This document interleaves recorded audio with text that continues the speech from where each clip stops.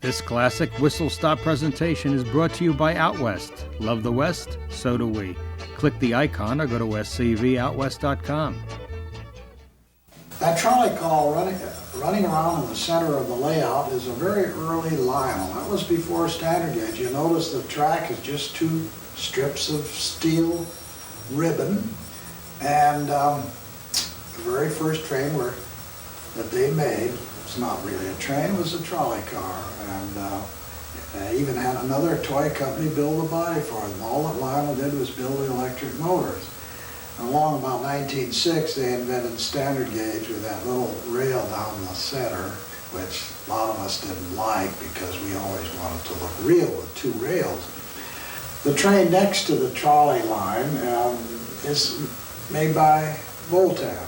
They made very wonderful, powerful locomotives beginning early in the 1900s. This particular one, the date is around 1908.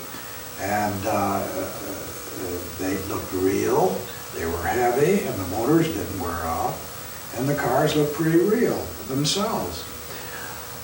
Here is a standard gauge track that I can take many of the Golden Age locomotives off the shelf and run, and that's what Lionel changed their whole system to after the early wide gauge, which was pretty crude. In fact, the first Lionel trains ran on wet cell batteries and then dry cells.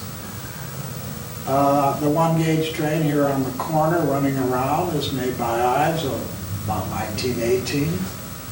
They tried to disguise the center rail by making it a tube. This train here running on the corner of the layout was made by Hubley in 1893, and it represents the toy version of the famous elevated line in New York and Chicago. I don't have the car that goes with it, but it was not too popular because of the suspension. You couldn't tear it down and put it away and set it up again like you could the track. And it had a lot of bugs in it. So we only know about 4 or 5 of these toys still existing in the United States. It's very colorful. As you see, it runs around a circle. They made a version where the passenger train went in one direction, and there was an inner track where the freight train went the opposite direction. The outside rail that we see the orange train coming by at this point is a Lionel 2-motored electric type, made in 1925, 256. And coming along here on the track is a modern electric version of the famous Mickey Mouse handcar that achieved such great fame in 1935. Lionel was really on its last legs. It was during the Depression. They brought out this silly little handcar that sold for $1, and they made so much money off of it. They were able to keep going up until the war.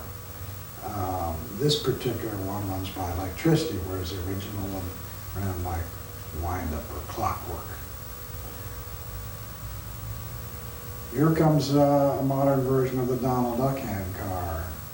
The early one, of course, Pluto's head bobbed up and down and the duck quacked. This is contemporary version, which does neither, but it runs. One of the other sections shows you the early 2-rail electrics. There were a lot of companies making trains after the turn of the century. That was a big thing, electric trains. You didn't have to wind them up anymore. You didn't have to steam them up. So many of the trains ran by alcohol. You boil the water in the boiler and off they took. The trouble was, you couldn't control the speed.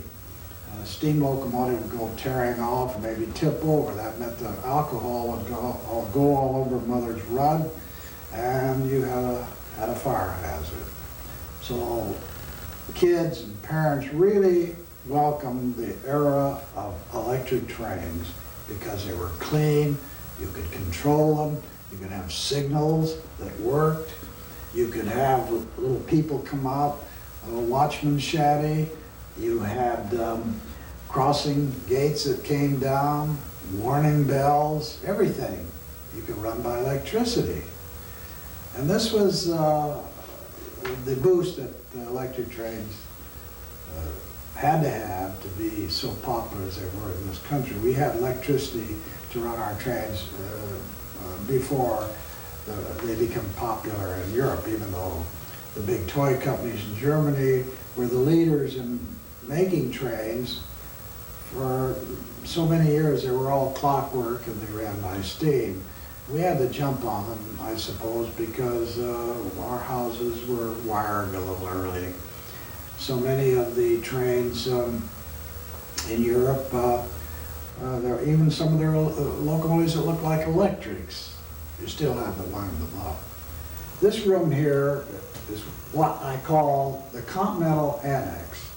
In this room, we have all of the European trains that were made, beginning around 1895 to 1914, when World War I started. These are wonderful old Markland, Bing, Issemeyer, Ernst Planck, Corrette companies that made some of the most beautiful trains that were ever manufactured. Along this wall here, in this display are the Markland trains. Now they are probably the most sought after trains today at auctions and collectors all over the world because they're so beautifully made. They were hand painted and hand striped and made out of heavier tin than the regular trains that you would find, even in the United States. Here's a page from a 1901 Markland catalog. And you can see that they made American trains with pilots or cowcatchers and bells, which were characteristic of just the American railroads. And you can see here's an American type car, and on the wall is the Markland version of the 440, the diamond stack, and the little red, white, and blue shields on the side of the cars, and pretty realistic. Here is Markland's O-gauge electric version of Der Adler, which was the first locomotive made for Germany to run on the first German railroad. It was made by George Stephenson in England. And this came out in 1935. It was the 100th anniversary. And not many of them were sold, only manufactured for a year, so they're very rare now. Well, here's a large 2-gauge, that means 2-inch between the rails, version of the American train made by Markland. You can see the cars are larger. These have eagles on the side. Unfortunately, the factory forgot to take off the European bumpers that were characteristic of European trains, which we didn't have. We had automatic couplers, and that was it. Markland was quick to duplicate the latest thing in railroading.